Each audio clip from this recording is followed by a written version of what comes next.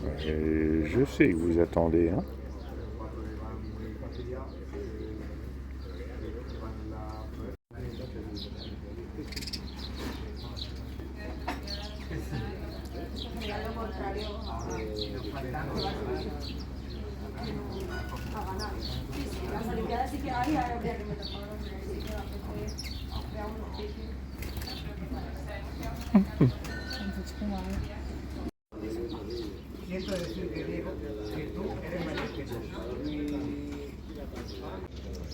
Ils ont volé mon pain d'anniversaire.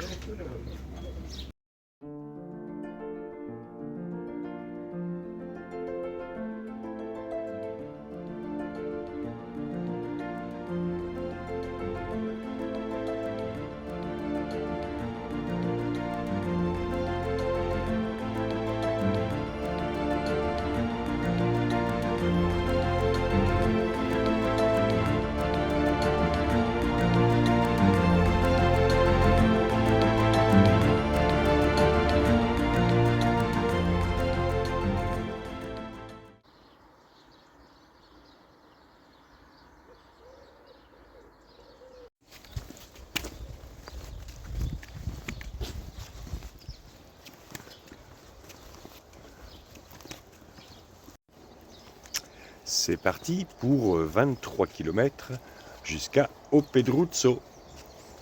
Et la suite après la côte, parce qu'on démarre en côte.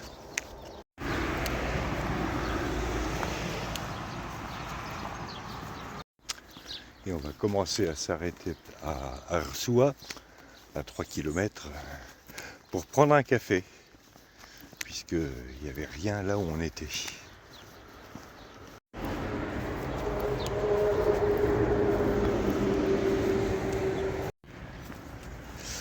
Et je profite de cette mini descente pour vous remercier pour vos messages.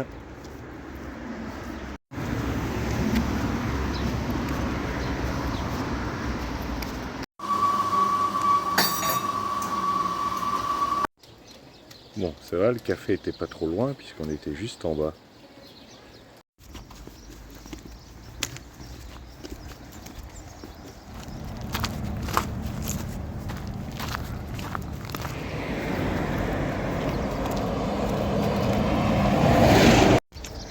Et l'étape d'aujourd'hui, ça va être comme celle d'hier, ça va monter et descendre.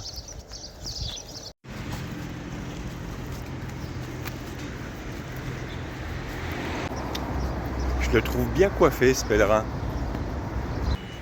Ouais, enfin, t'es peut-être pas une référence.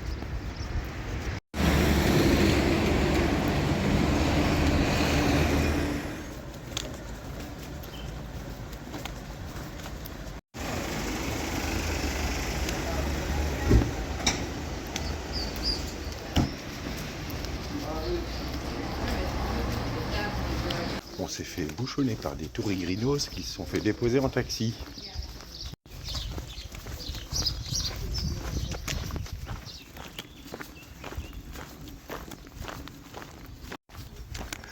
Alors normalement, à partir de Sarria, il faut 2 tampons par jour sur la crédentiale. Nous, on n'en met qu'un. Parce que sinon, il nous faudrait plusieurs crédentiales. J'ai déjà été obligé de bricoler une rallonge sur les nôtres.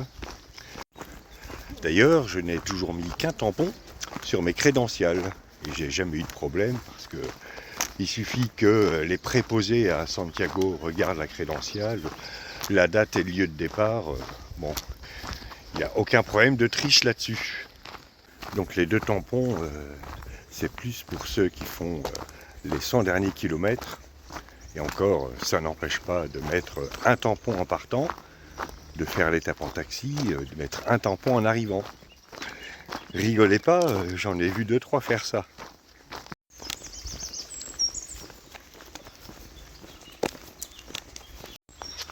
Bon, première côte de la journée. Donc le début après la côte.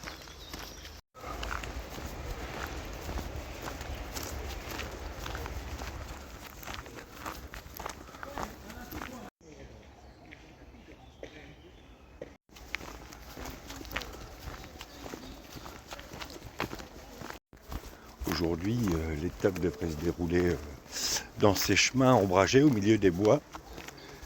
Ce qui est bien parce qu'il va faire chaud et il va encore faire plus chaud demain. Ce que j'ai vu ce matin, ils ont prévu 38.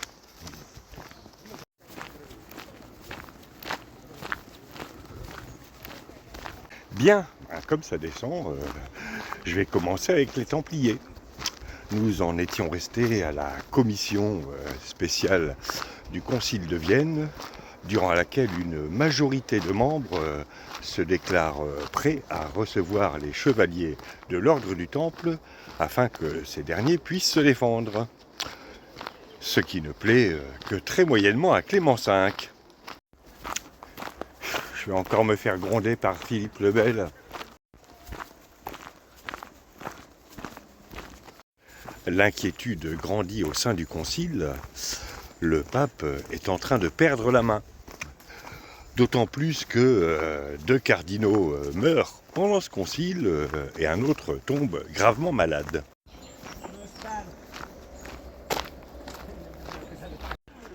Alors, un vendeur de tampons en cire, et puis là-bas un autre. C'est dingue qu'en quelques années, les vendeurs de tampons se sont multipliés au bord du Camino.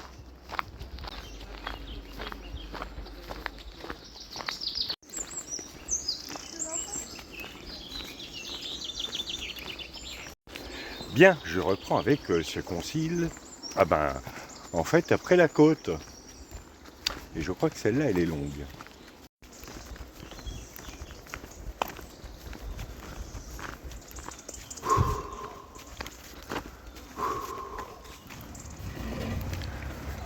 Encore un vendeur de tampons.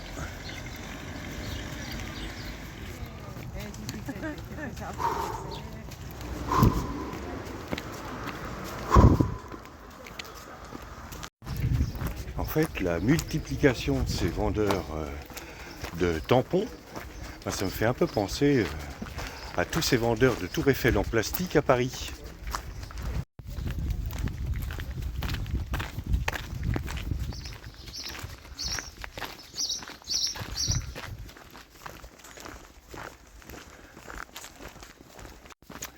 Bien, revenons à cette commission spéciale qui n'en finit pas. Comme cette série.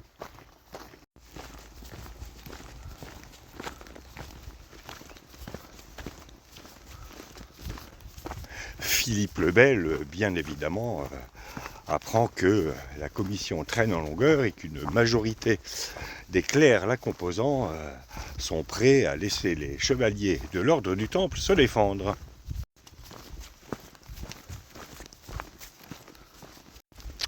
Nous sommes donc le 30 janvier 1311 dans le salon de Philippe le Bel. Bonsoir, sire. Ah, mon petit Guillaume, qu'est-ce qui vous amène cette fois? C'est-à-dire que la commission mise en place par Clément V voudrait que les Templiers se défendent. Ah bah, si les accusés doivent se défendre, maintenant il n'y a plus de justice. Voyez-vous, sire, j'ai l'impression que le pape perd complètement la main sur sa curie. Oui, et ben ces curés font preuve d'une incurie totale. Il va falloir curer l'abcès.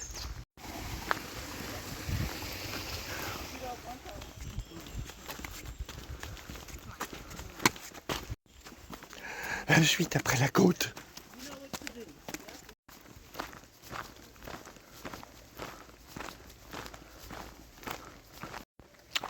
Bon, je pense qu'on va faire une petite pause, parce qu'après il nous restera un peu moins de 15 km à faire. Et puis là, on est au milieu d'un wagon de pèlerins. Peut-être parce que la majorité des gens s'arrêtent à Arsoua, qu'on s'est arrêté juste avant, et qu'on est tombé au moment où ils partaient. Bon, bah là-bas, ça me paraît bien.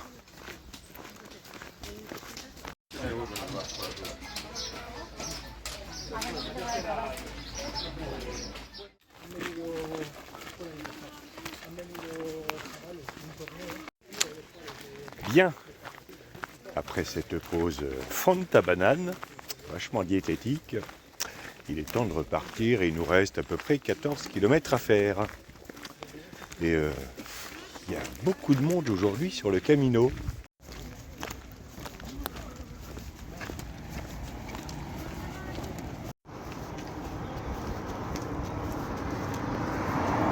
Et comme me le faisait remarquer Clémentine, il y a un paquet d'Américains qui ont débarqué. Je ne sais pas d'où ils sortent. Ça se trouve, Donald Trump a décidé d'envahir l'Espagne.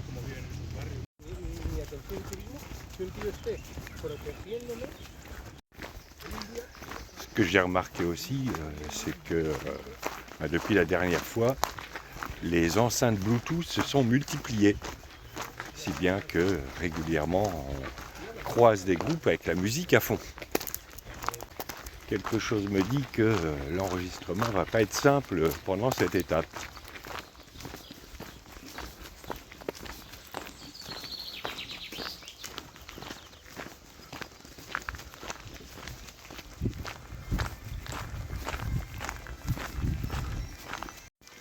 Nous en étions restés au moment où Philippe le Bel apprend que les travaux du Concile de Vienne traînent en longueur.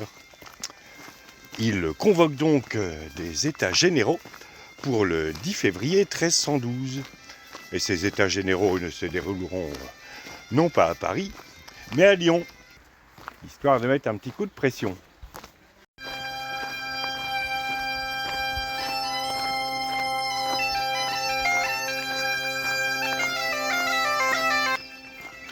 Je me mangerais bien une petite galette au sarrasin et je boirais bien un coup de chouchen tout d'un coup.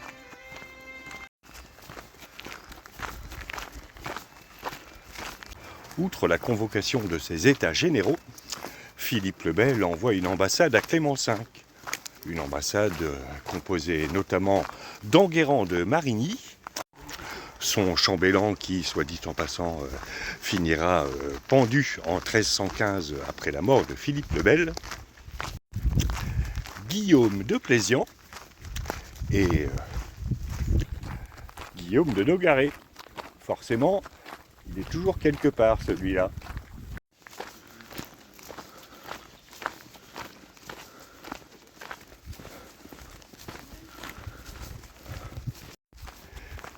Cette ambassade va discuter pendant 12 jours avec Clément V. Je vous épargnerai les dialogues qui pourraient se résumer à « Si tu fais pas ce qu'on te dit, Philippe le Bel va te gronder ».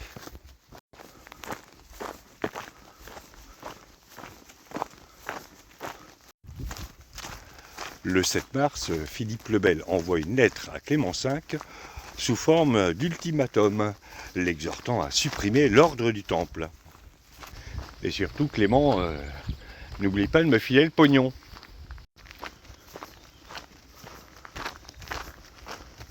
La réponse de Clément V est pour le moins vague. Il précise juste, mais sans vraiment le préciser, que les biens de l'ordre du Temple seront dévolus à la Terre Sainte. Une réponse précise sans précision. Ah, c'est nouveau ça.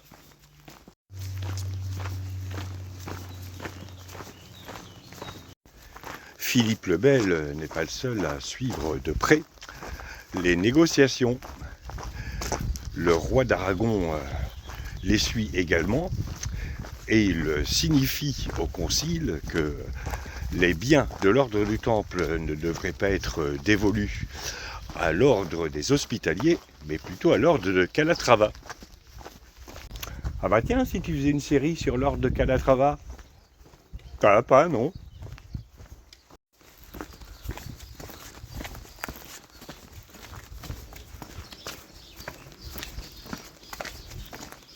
Ah, je retrouve mon bar à bouteille de bière.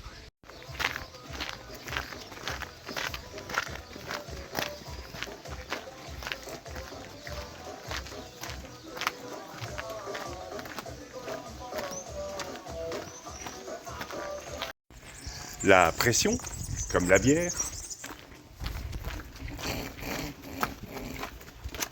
Désolé.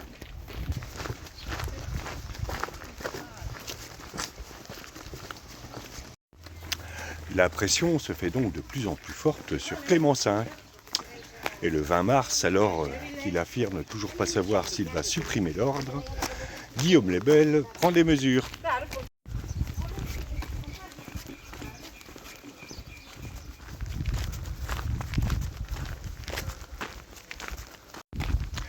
la suite après l'autre côte.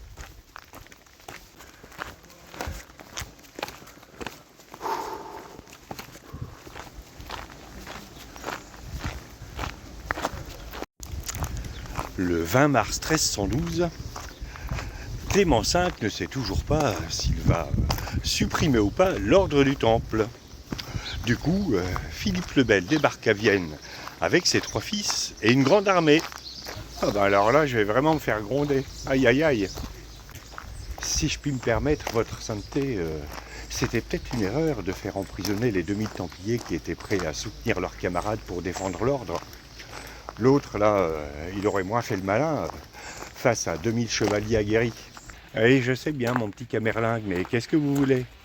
Philippe le Bel et moi, c'est comme Biff et le père de Marty McFly dans Retour vers le futur.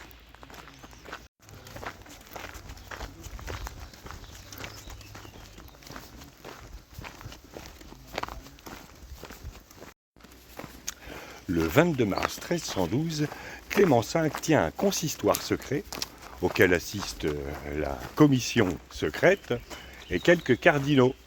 Bien, messieurs, vous êtes tous au courant de ce qui se passe, il va falloir prendre une décision, sinon...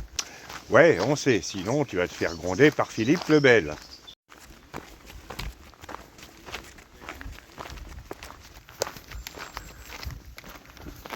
En tout cas, messieurs, il faut prendre une décision, et une décision rapide.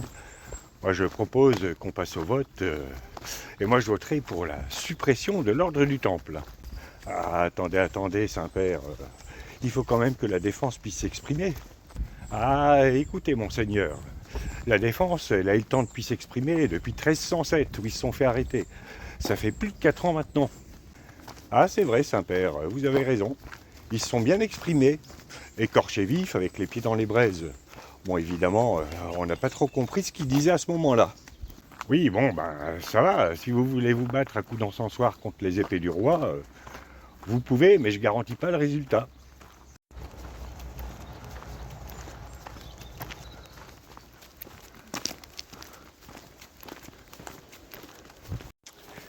Et c'est ainsi qu'intimidés et résignés, les 4/5 de ce consistoire votent pour la suppression de l'ordre du Temple.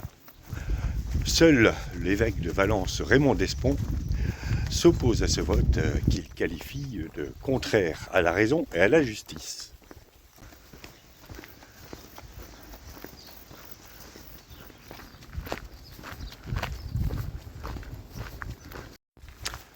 Le même jour, Clément V fulmine la bulle Vox id Excelsio qui officialise la suppression de l'ordre du Temple. Ah bah il va être content, Philippe le Bel. Il va peut-être me donner un bon point, ou peut-être une image. Alors, nous arrivons au village de Saint-Machin. Le village en question s'appelant Salceda.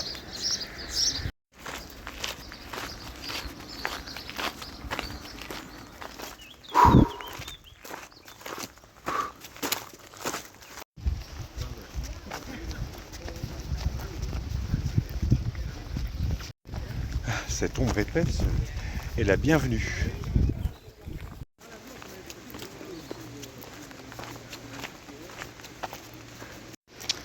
Bon, on va pas tarder à s'arrêter pour casser une petite graine, parce que tout ça m'a donné faim.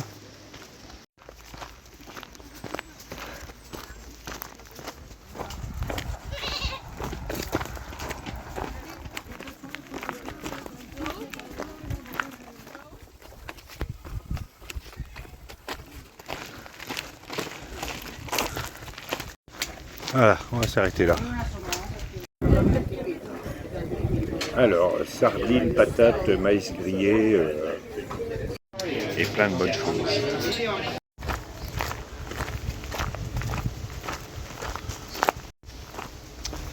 Bien, après cette pause pique-nique, il est temps de repartir. Il nous reste 6 km à faire. Et il va falloir que je digère.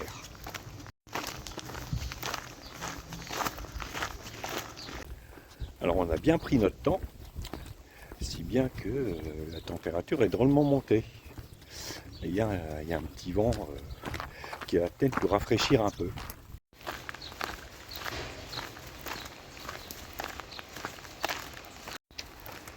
Bien, reprenons et terminons pour cette étape avec le Templier. Clément V a donc fulminé la bulle Vox in Excelsior. L'ordre du Temple n'est plus. Je suis tout triste tout d'un coup.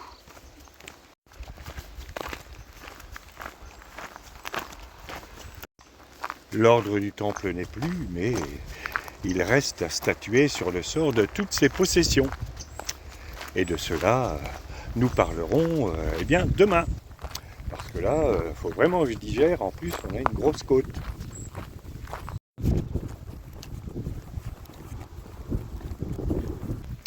On est tous anesthésiés par la chaleur. C'est pas des sardines que j'ai mangées, ce sont des baleines.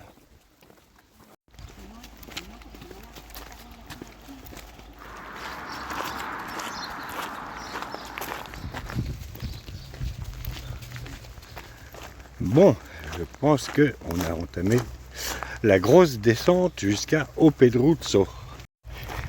Et avec un peu d'ombre donnée par ces eucalyptus.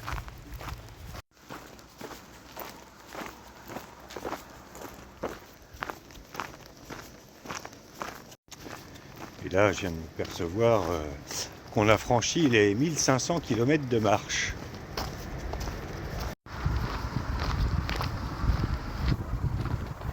Alors, gauche ou droite? Alors, gauche, c'est pour aller visiter la chapelle de Santa Irene, dans le village qui est de l'autre côté de la route. Mais, fringant comme on est, on va continuer tout droit, ce qui n'est pas vraiment moins long. D'ailleurs, dans ceux qui nous ont précédés, personne n'a tourné sur la gauche. Je crois qu'on a tous envie d'arriver le plus vite possible et surtout de visiter la douche.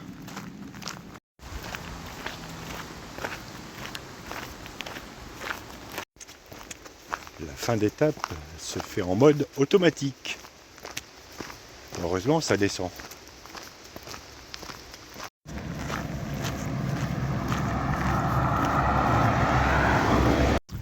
On va retraverser la nationale 547. Encore une fois. Alors, nous, on est là. Et notre auberge, elle est par là. Et je vous assure que ça a été compliqué de faire venir un orchestre qui joue pendant que je filmais. Eh ben, garde ton chapeau surtout. Le soleil, ça ne va pas du tout. On a le droit de rêver, non ?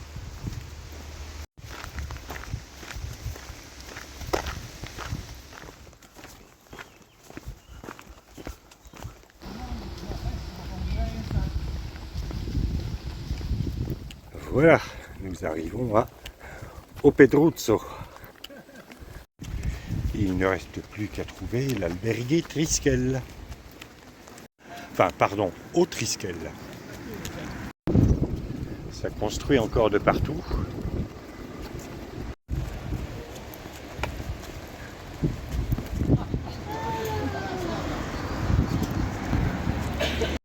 Ouais, il va y avoir beaucoup de monde. Je ne m'étais pas arrêté là la dernière fois, j'avais poussé directement jusqu'à Lavacolla.